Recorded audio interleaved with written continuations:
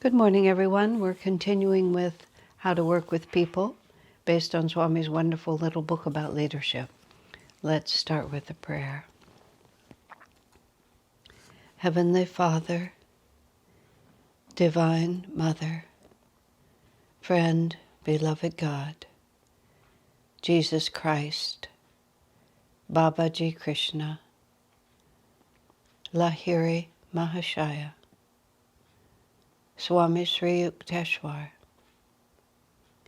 Beloved Master Paramhansa Yogananda, Saints of all religions, dear friend and guide Swami Kriyananda, humbly we bow to you all.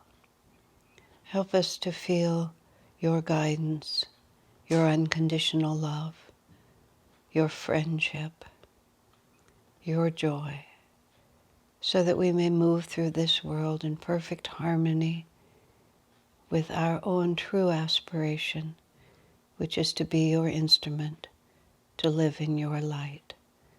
Om. Peace. Amen.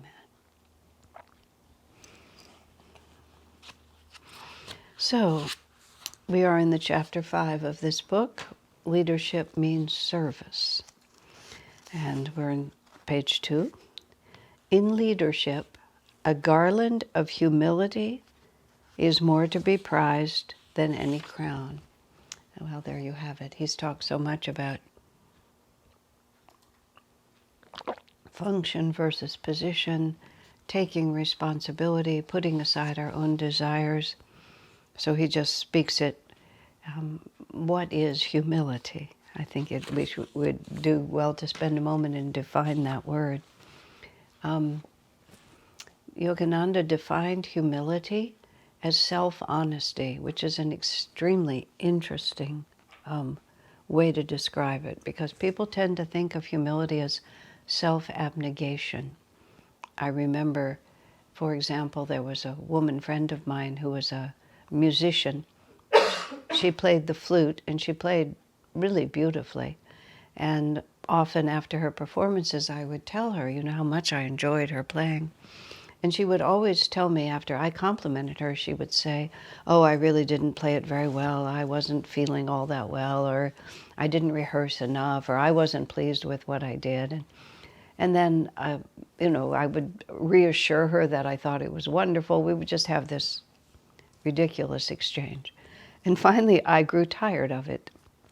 And when the next time when I told her she played beautifully and she told me that no, she didn't, I said, this is really crazy, because what you're actually saying is that even though I thought you played well, in fact, I'm such a Philistine that I can't really tell what good music is.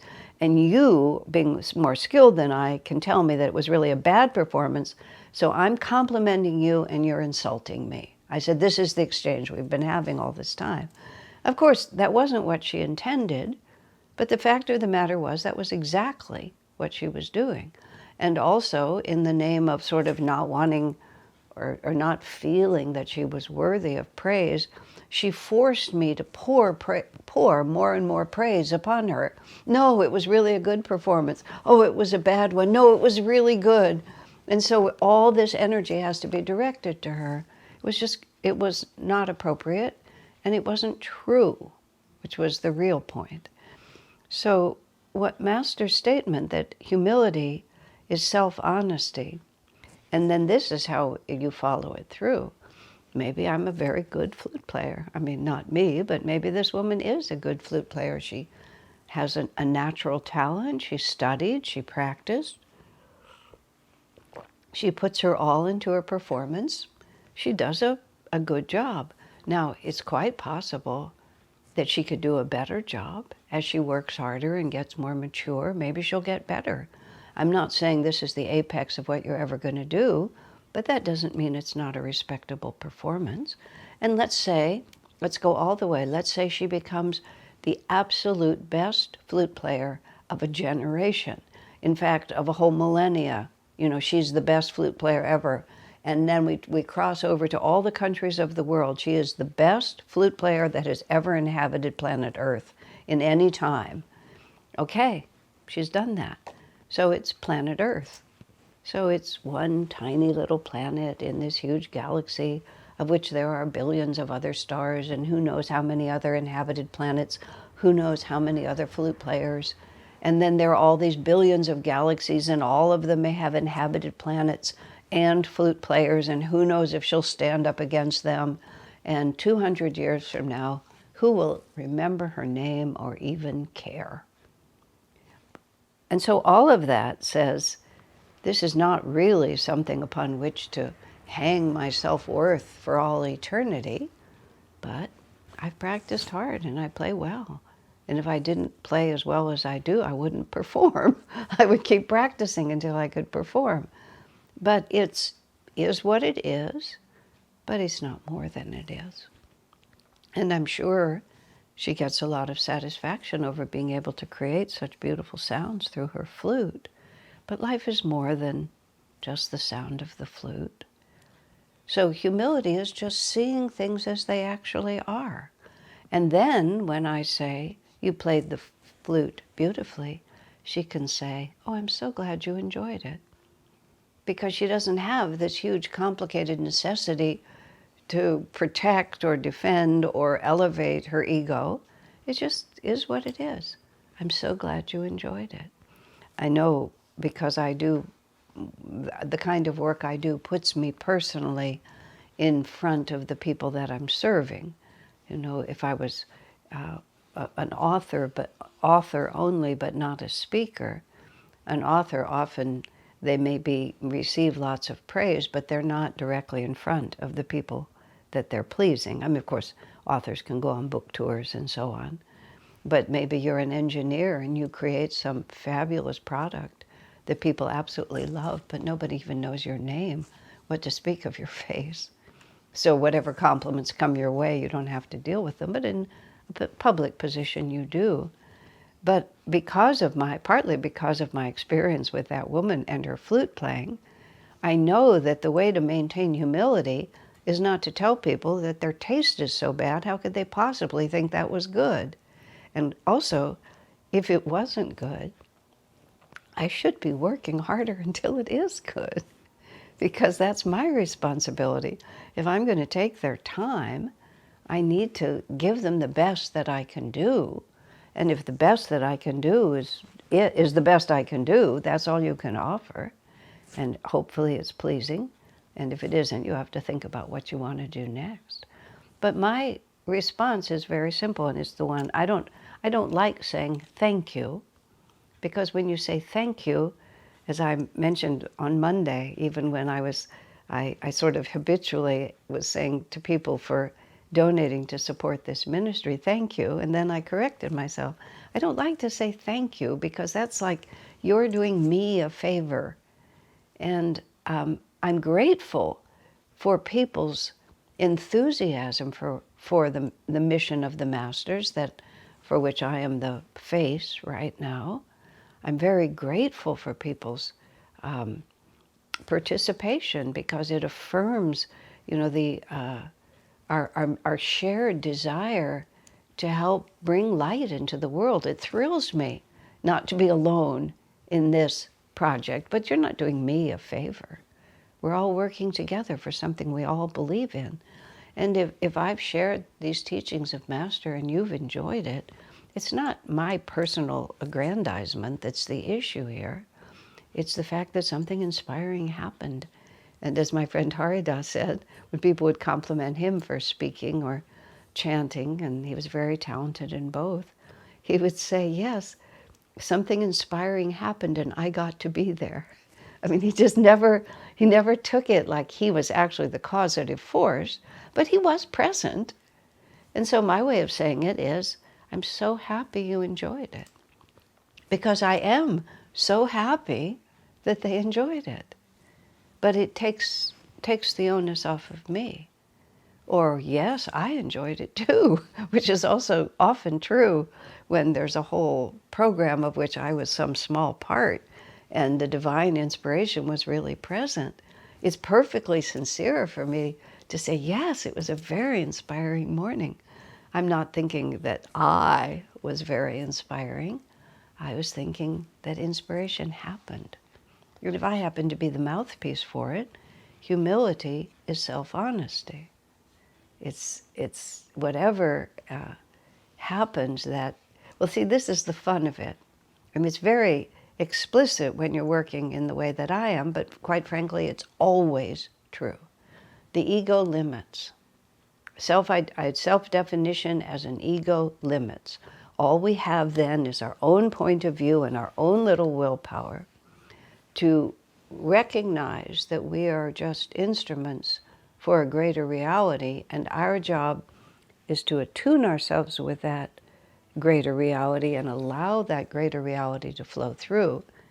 By definition, that means the degree to which people feel something positive from you, and this translates into a business context, into being a retail clerk, whatever you might be doing, the degree to which people feel something positive through us is the degree to which we've gotten our limited ego self out of the way and have allowed a higher reality to flow through. When people feel that higher reality flowing through us, they automatically feel an uplifted unity in their own consciousness. But what's happening is they're being reminded of their own potential for bliss. It's not mine that's changing them. It's whatever is not the individual, me, using in this case, is what people are praising. So it's very easy not to take it personally because it isn't. And the degree to which my egoic self has intruded itself on the story is exactly the degree to which they're not enjoying it. So any compliment says that I'm not present. I've watched this with Swamiji, and he sincerely says, and Master trained him, and he's suggested to us, God is the doer. It's not I. I pray that God will flow through me. And then when Swami would say to people, I watched this for years, that God is the doer, Master came through, they would say, they would say things like, yes, but he had to have an instrument, and that instrument was you. And it always just amuses me. People's determination to make sure that you know that you are important. Maybe it's a syndrome they themselves are working out. But it's not beneficial. It's not beneficial to anyone. There was a man named Gary Goldschneider, I think. He lived in Nevada County when I was living up there. And he was a very gifted musician. He was a pianist, and he was an expert in Beethoven. He in fact, just because he grew tired of the concert kind of scene, at a period of time in his life, he put a decent piano in the back of a truck, and he would drive around, and then he would just set up the piano like in a public square, and he would just play his music because he just wanted to share music. He was a very original man. Subsequently, I believe he became a very good astrologer. And he wrote books about astrology. He was a man of real energy. He had, I think, 5 children. And playing the piano just wasn't sufficient, so he had to find other ways. But he would visit Swami Kriyananda sometimes, and they would have very enjoyable conversations, enjoyable to listen to because they were both musicians of a very subtle and high level, much more than the average. And in one point in conversation with Swami, Gary was having trouble explaining his point of view in words, so he just got up, he walked over to the piano, and he just started playing what he was trying to illustrate like this. And he played the piano for a little while, and on other occasions he played concerts for us. Well, when he did that one was so interesting to me because the room was silent. Of course, mechanically you can just describe this. The room was silent. Gary walked over to the piano, and in seconds, the room was filled with music. And I had the very distinct impression that the music had always been there, and all that Gary did was open the window. It was almost like, in fact, we were in a diving bell in which the music was desperately trying to break through the thin skin of the diving bell, like every submarine drama you've ever seen where the water's trying to break through. It was like it wasn't merely that it was passively present. The music was trying hard to break through our silence or our inattention. And Gary just sat down at the piano and poked a hole in the thin skin that kept the music out, and the music just poured into us. It was magnificent. And on that occasion, or perhaps another one when Gary had played for us, I said, "Oh, Gary, thank you so much for that wonderful music." And he said, no, I said to him, I said this. I said, "Oh, Gary, the music was wonderful." And he said, "Thank you for praising the music instead of the pianist." He said, "Most people compliment the pianist, but it's not me they're enjoying, it's the music they're enjoying." And I always also have kept that in mind. And that was, of course, one of the reasons he was so good, was because he was only interested in the music.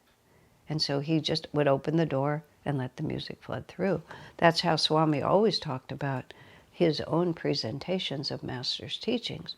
They were just there to be presented. In fact, Swami talks about all creativity it's there. It's already there. And what the instrument does, whether it's music or writing or speaking or cooking or educating children or taking care of your home, whatever it might be, it's already there. And all we do is get out of the way so that it can flow through us. But if something really wonderful flows through us, or it doesn't have to be wonderful by any objective standard, it can just be wonderful because it's wonderful. It's a wonderful experience to be there and open the window. That's a fact. And it's not humility to deny that fact, but it's foolish to claim credit for being the window through which the sun can be seen. Swamiji tells a story also of when he had an office when he was in the ashram in Los Angeles that Master started at Mount Washington. And there was a window where his office, where his desk was, and then it rained and a lot of mud got splattered on that window, and so the view was obscured by the mud. And with one thing or another, it took several days or even several weeks before Swamiji got around to cleaning the window. And finally he did. He cleaned the window, and then he went back inside, and suddenly the view was unobstructed. So he just remarked without thinking, "Oh, what a wonderful window." And then he realized, of course, he was complimenting the window because the window was no longer, he couldn't even see the window anymore. And that's the same as what I was saying before. When we are out of the way and the sunlight of divine inspiration of whatever form can just flow through us, then that's when the compliment comes. But the compliment doesn't belong to the window. And that's what we have to understand. So to be able to work effectively, to receive the appreciation of the people you're serving, and still remain humble without it being any kind of pretense, that's what we're really trying to accomplish here. We're trying to move in truth. That's all, just move in truth. I was shopping, I was at a store, a clothing store just a couple of days ago, and Keshava and I were getting something, and one of the things that we came home with was this beautiful shirt, the purple shirt that he can wear. And the clerk who sold it to us was just this absolutely lovely person. And lovely in just the ways that I'm describing. She was paying attention, and it was very uplifting to be in her company. And all she was doing was commenting about the merchandise, appreciating the shirt that we had picked out, noticing that it was going to look very good on the person who was buying it, going to the trouble to say, "This is too fine a shirt to fold up, I'm going to keep it on the hanger." With just all of this, but it was just appreciating what was flowing through, and just drawing no attention to herself and not making a particular big deal about us, but just letting divine happiness flow through her. And it was, I mean, many clerks are very nice, but this woman had something really special going for her. And it was just simply that she was out of the way. She just let it flow. And you could feel that also because there was a sense of unity that was created by her actions.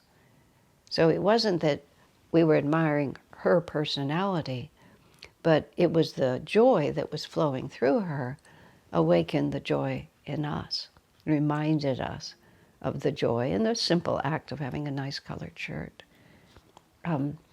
This is what true humility is.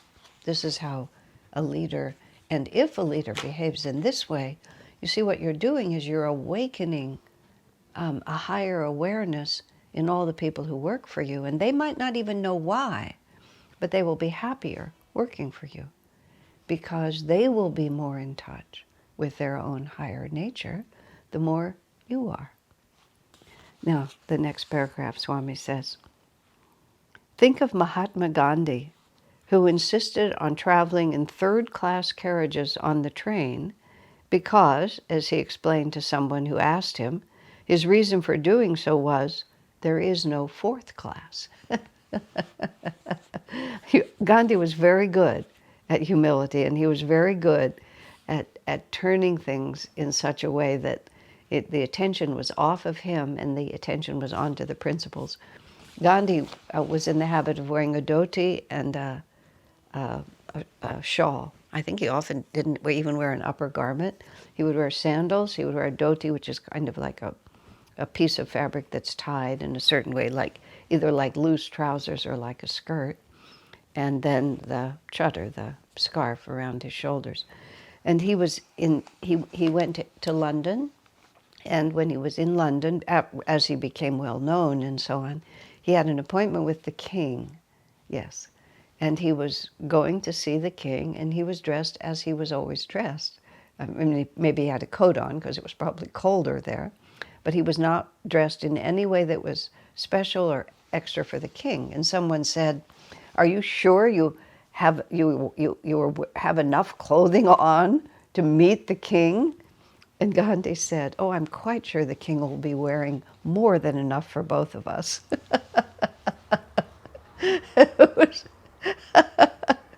What can you say in response to that? And of course it was true. That was just exactly what it was. When Mother Teresa started her Sisters of Charity, or Missionaries of Charity, perhaps she calls it, in India, the habit that the sisters wore is this plain cotton sari with, I think it has a little bit of a blue border, but it's just the simplest, most plain thing. And again, when someone asked her, why do your sisters wear these cheap cotton saris? And Mother Teresa said, show me something that costs even less and we'll start wearing that. Just the same answer, which is, this is who we are. This is what we're trying to do. We're not trying to lift ourselves above. It's very interesting, just in terms of attire and accoutrements, which we'll be talking about in a moment, the choices that Pope Francis has made are so different than the choices that previous popes have made in terms of where he lives, what he eats, how he dresses, the kind of furniture and so on that he sits in. There's many ways that you can look it up to see it. He feels that the highest officer of the Catholic Church should not be so radically different from the lowest. And this Pope just follows a lot of the same things that he always wanted to follow. And he did them for spiritual reasons. Change of position doesn't change his relationship to himself.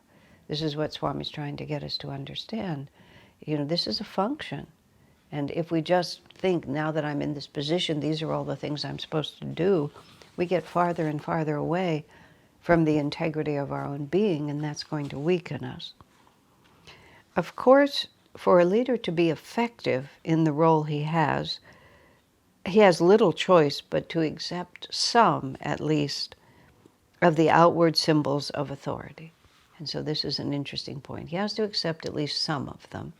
And I think the Pope is a very good example, because he does dress in the recognizable, proper outfit that is appropriate for his position, but he took away all those things that were merely luxurious additions to it. But he has enough that he's still recognizably the Pope. He still rides in the special automobile. There's still a specific special chair that he sits in. He takes his position in the right place in the ceremony. It's just a certain number of things are necessary. You address the crowd at certain times. Just there are certain things that you have to do because it helps it helps people to see clearly who you are and what you're doing. It's part of your function to fulfill it to a certain extent. A leader, to be effective, he has little choice but to accept some, at least, of the outward symbols of authority. Otherwise, he may lose some of the respect and cooperation that are due his position, and may even cease to be looked upon as the leader. Now, this is again, one does have a position, and you can't pretend that you don't have a position. If you are the leader, as we've talked about in previous chapters, you have to accept the reins and you have to accept the responsibility. And in an army, the general he's marked, because then everyone can know where the leader is. In corporate situations, there's certain things that just make it clear that this is the one in charge. And especially if your organization or your entity is bigger than people you can know personally, then some of those symbols of authority are helpful. So one has to discern between what is genuinely helpful and what is just there either to inflate the ego of the leader or to intimidate the people who come in to see you. And so those are questions. If it's merely to intimidate, that may not be what you want. But people want to see a certain, and here's the right word, the word is dignity. The leader has to maintain a certain dignity, because you are not the same as someone who has who lacks the vision and the charisma to hold the group together.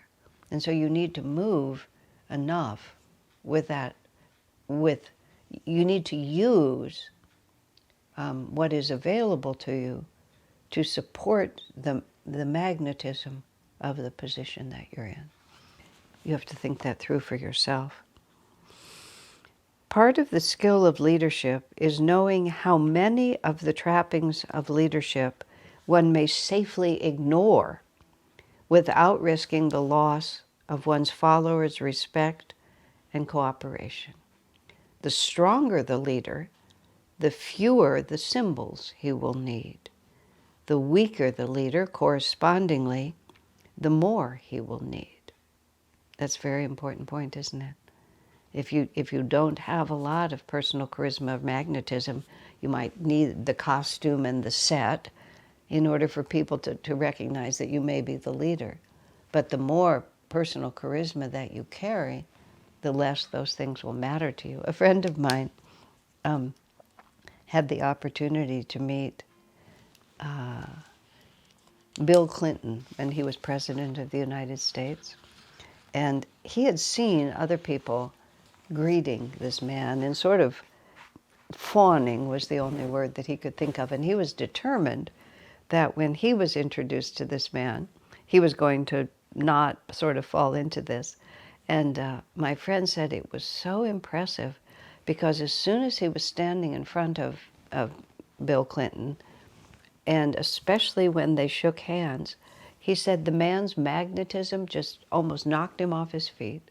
He said he found himself behaving like everyone else that he'd ever seen in front of this man, but it was because he exuded so much personal charisma that force field actually just interfered with my friend's own force field. I mean, not in a negative way, it was just enormous. So if as a leader we can bring forth positive magnetism, then everybody will just automatically respond to us in a way that's helpful with respect and cooperation. You see, those are the two words that Swami uses, respect and cooperation. That's what we're trying to achieve. God bless you, my friend.